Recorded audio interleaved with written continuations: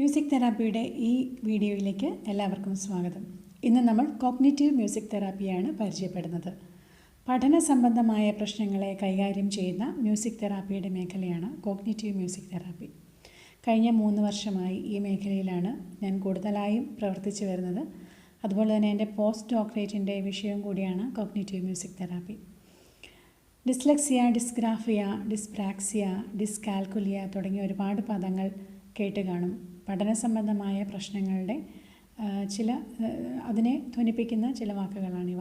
എഴുതാനും വായിക്കാനും ഉള്ള ബുദ്ധിമുട്ട് അല്ലെങ്കിൽ താമസം. ചില കുട്ടികൾ 4ാം ക്ലാസ്സൊക്കെ ആയിട്ടും അല്ലെങ്കിൽ 5ാം ക്ലാസ് ആയിട്ടും അക്ഷരങ്ങളിൽ പിശക് വരുത്തുന്നു. ചിഹ്നങ്ങൾ നേരെ വരുന്നില്ല. അതായത് കായും ആയും കീ കീ തുടങ്ങിയ മലയാളത്തിലാണെങ്കിലുള്ള ചിഹ്നങ്ങൾ അല്ലെങ്കിൽ ഹിന്ദിയിലുള്ള ചിഹ്നങ്ങൾ ഇവ മാറിപ്പോവുക, സ്പെല്ലിംഗ് മിസ്റ്റേക്സ് വരുത്തുക, വായിക്കാൻ വളരെ താമസം, തപ്പിത്തടഞ്ഞ് വായിക്കുക, ഇങ്ങനെയുള്ള ഒരുപാട് പ്രശ്നങ്ങൾ പല കുട്ടികളിലും കണ്ടുവരുന്നുണ്ട്. പലപ്പോഴും ഡിസ്ലെക്സിയ പോലുള്ള പ്രശ്നങ്ങൾ ഉള്ള കുട്ടികളിൽ IQ കൂടുതലായിട്ടും കാണുന്നുണ്ട്. IQ കൂടുതലുള്ള കുട്ടികളാണെങ്കിൽ കോഗ്നിറ്റീവ് മ്യൂസിക് തെറാപ്പി വളരെ ഫലപ്രദമാണ്. കഴിഞ്ഞ ഒരു 3 വർഷത്തിനിടയിൽ 100-ൽ കൂടുതൽ കുട്ടികളെ ഇത്തരത്തിൽ ട്രെയിൻ ചെയ്യിച്ചിട്ടുണ്ട്. പലപ്പോഴും ജയിക്കാൻ പോലും പറ്റാതിരുന്ന, അതായത് 3ഉം 4ഉം മാർക്കൊക്കെ വാങ്ങിയിരുന്ന കുട്ടികളെ IQ ഉള്ള കുട്ടികൾ അവരിപ്പോൾ 80, 85, 90% സ്കോർ ചെയ്യുന്നുണ്ട്. എന്നാൽ IQ കുറഞ്ഞ കുട്ടികളാണെങ്കിൽ അത്രത്തോളം ഇമ്പ്രൂവ്മെൻറ്റ് വരില്ലെങ്കിലും പാസ് മാർക്ക് കിട്ടും. തീരെ പഠിക്കാത്ത കുട്ടികളെ പോലും ജയിച്ച് പോകുന്ന രീതിയിൽ ആക്കാൻ പറ്റിയിട്ടുണ്ട്. അപ്പോൾ കോഗ്നിറ്റീവ് മ്യൂസിക് തെറാപ്പി വളരെ എഫക്റ്റീവാണ്. പക്ഷേ ഇതിൻ്റെ കൂടെ തന്നെ ഒരുപാട് കാര്യങ്ങൾ നമ്മൾ ശ്രദ്ധിക്കാനുമുണ്ട്. ഇപ്പോൾ നമ്മൾ വിടുന്ന തരത്തിലുള്ള വോയിസ് എക്സസൈസ് കാണും, ബ്രെയിൻ എക്സസൈസ് കാണും, ബ്രീത്തിങ് എക്സസൈസ്. അപ്പോൾ ഇതുപോലുള്ള കാര്യങ്ങളെല്ലാം വളരെ ചിട്ടയോടുകൂടി വീട്ടിൽ പ്രാക്ടീസ് ചെയ്യണം. പറയുന്ന അത്രയും ടൈം, പറയുന്ന അത്രയും ദിവസം പ്രാക്ടീസ് ചെയ്യണം. പലപ്പോഴും ലേണിംഗ് പ്രോബ്ലംസ് ഉള്ള കുട്ടികളെ ഒരു ലൈഫ് ലോങ് ട്രെയിനിങ്ങിലേക്ക്, അല്ലാതെ എന്നും ട്യൂഷൻ, എല്ലാ വിഷയത്തിനും ട്യൂഷൻ കഴിഞ്ഞിട്ട് നേരമില്ലാത്തൊരു സ്ഥിതിയാണ്. പഠിച്ച് ഈ കുട്ടികൾക്ക് ആ പഠിത്തത്തിനോട് തന്നെ ഒരു വെറുപ്പ് തോന്നുന്ന അവസ്ഥ വരാം. അത്തരം ഒരു കഠിനമായ ട്രെയിനിങ് മ്യൂസിക് തെറാപ്പിയിലില്ല. കാരണം ഇത് ഫൺ ലേണിംഗ് ആണ്. മ്യൂസിക് കുട്ടികൾക്ക് ഇഷ്ടപ്പെട്ട ഒരു കാര്യമായതുകൊണ്ട് തന്നെ അവർക്ക് മ്യൂസിക്കൽ ലേണിംഗ് എന്ന് പറയുമ്പോൾ, അല്ലെങ്കിൽ കോഗ്നിറ്റീവ് മ്യൂസിക് തെറാപ്പിയിൽ അവർക്ക് ഇൻട്രസ്റ്റിംഗ് ആയിട്ടുള്ള കാര്യങ്ങൾ ഉൾപ്പെടുത്തിയാണ് പാട്ടും ഡാൻസും ഉൾപ്പെടെയുള്ള കാര്യങ്ങൾ ചെയ്താണ് നമ്മൾ പഠിപ്പിക്കുന്നത്. അത് അത്തരത്തിലുള്ള ട്രെയിനിങ് ആവശ്യമായ കുട്ടികൾക്ക്.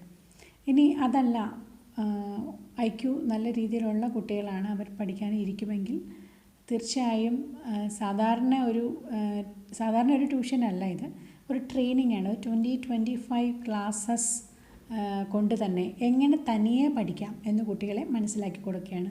അല്ലെങ്കിൽ അവർക്ക് ലൈഫ് ലോങ് ഒരു ട്യൂഷൻ ആവശ്യമായിട്ട് വരും. ഈ ഒരു 25 ക്ലാസ്സസ് അറ്റൻഡ് ചെയ്ത് കഴിയുമ്പോൾ എൻ്റെ കാലിബർ അനുസരിച്ച് എനിക്ക് എങ്ങനെ പഠിക്കാം എന്ന് കുട്ടികളെ പഠിപ്പിക്കുകയാണ് ചെയ്യുന്നത്. പിന്നീട് ഈ മ്യൂസിക് തെറാപ്പി മെത്തേഡ്സ് ഉപയോഗിച്ച് കുട്ടികൾക്ക് തന്നെ പഠിക്കാൻ പറ്റും. അവരതിന് സ്വയം പ്രാപ്തരാകുന്നു. മറ്റൊരു ഹെൽപ്പ് പിന്നെ അവർക്ക് ആവശ്യമായി വരുന്നില്ല. അതിന് പല ഘട്ടങ്ങളുണ്ട്. ഒരു തീരെ ചെറിയ ക്ലാസ്സിലുള്ള കുട്ടികളാണെങ്കിൽ ഫസ്റ്റ് സെക്ഷൻ കഴിഞ്ഞ് ഒരു 1-2 വർഷം കഴിഞ്ഞ് ഹയർ ക്ലാസ്സസിലേക്കുമ്പോൾ വീണ്ടും ഒരു ട്രെയിനിങ് കൂടി ആവശ്യമായി വരും. അത് ആ ഓരോ കുട്ടിയുടെയും ലെവൽ അനുസരിച്ചാണ്. ഇപ്പോൾ ഒരു ഇൻഡിവിജ്വലിനെ പോലെ മറ്റൊരാളില്ല, അല്ലേ? നമ്മളെ പോലെ നമ്മൾ മാത്രമേ ഉള്ളൂ. ഓരോ കുട്ടിയും അതുപോലെയാണ്. ഇപ്പോൾ കുട്ടികളെ സംബന്ധിച്ചിടത്തോളം ആണെങ്കിൽ അവർക്ക് ഇമോഷണൽ പ്രോബ്ലംസ് ഉണ്ടെങ്കിൽ, അത് മറ്റെന്തെങ്കിലും ഫിസിക്കൽ ഓർ മെൻ്റൽ പ്രശ്നങ്ങളുള്ള കുട്ടികളാണെങ്കിൽ അതിൻ്റെ ഹിസ്റ്ററി എന്താണ്, അതുപോലെ വീട്ടിലെ അറ്റ്മോസ്ഫിയർ, ഇങ്ങനെയുള്ള പല കാര്യങ്ങളും കൺസൾട്ട് ചെയ്തിട്ട് അല്ലെങ്കിൽ അതിനെ പഠിച്ചതിന് ശേഷമാണ് ഓരോ കുട്ടിക്കും വേണ്ടി നമ്മളിത് ഡിസൈൻ ചെയ്യുന്നത്.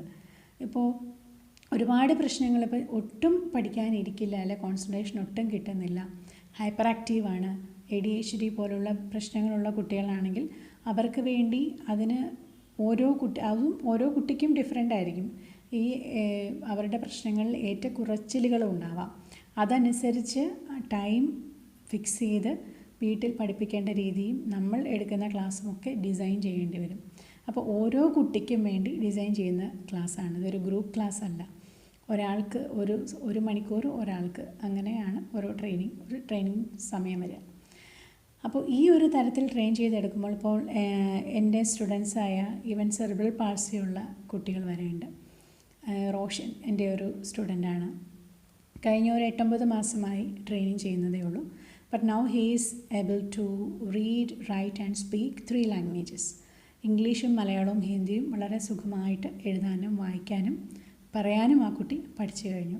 അതൊരു വലിയ കാര്യമാണ്. കാരണം അതിനു മുമ്പ് 10th വരെ പോയിക്കൊണ്ടിരുന്ന കുട്ടിയാണ്. 10th ക്ലാസ് കഴിഞ്ഞു.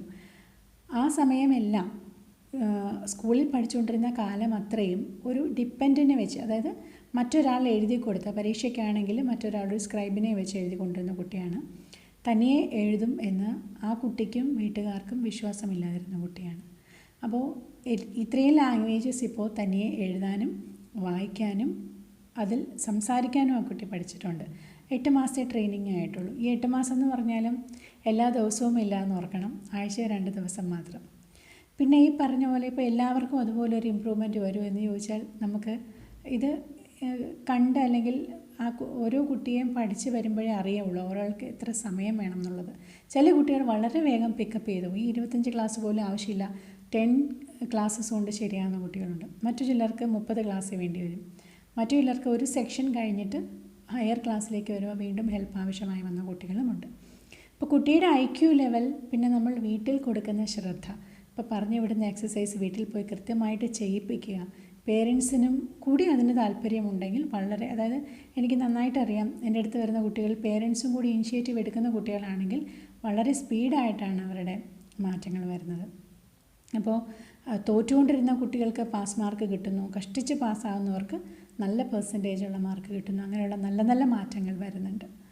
ഇത്തരം പ്രശ്നങ്ങൾ ഉള്ള ആരെങ്കിലും ഉണ്ടെങ്കിൽ തീർച്ചയായിട്ടും അവർക്ക് കോൺടാക്റ്റ് ചെയ്യാം.